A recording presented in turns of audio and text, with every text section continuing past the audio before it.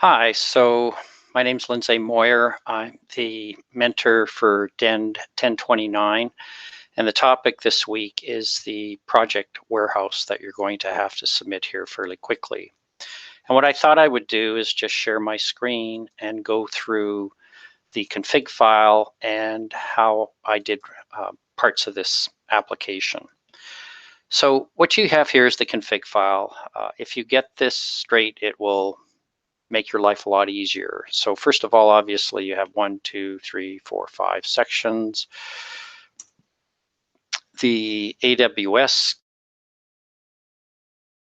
keys are at the top. So my keys aren't in there. You need to put your keys in, otherwise you're going nowhere. There's a data warehouse section, dev, admin, password, port, and then there's a cluster section.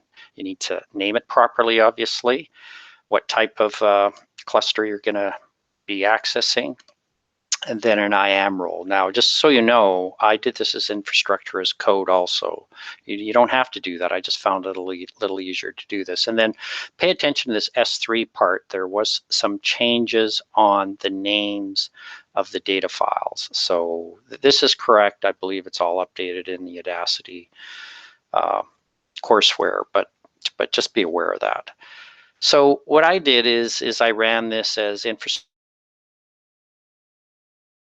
as code. So I just, obviously went ahead and popped in some libraries, read in the config file, set up a couple clients. I created a cluster through a try and response or try and accept block. I then retrieved the endpoint. And then in the main, what I've done is I've gone through here and I've created a cluster. I've retrieved the endpoint. I then create the tables, and then I go to the ETL and run it. So this is the printout that you get from it. Pretty straightforward. You just get a number of tries, you finally get it. And then what I did at the end is I came up with some select statements to just count how many rows you ended up with in each one of these tables. And that way I know I did it right. So you should end up with these numbers. These numbers are important. Pay attention to them. So this is a pretty brief video. If you need any more help, etc., you can certainly chat with me. Now what I'm going to do is I'm just going to stop sharing my screen.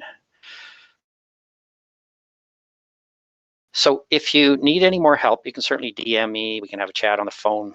I can walk you through some of the debugging of the code, etc. But this one should be a little simpler than the last one that you did with Postgres. So anyways, have a good week or what's left of it, and talk to you soon. Thanks. Bye.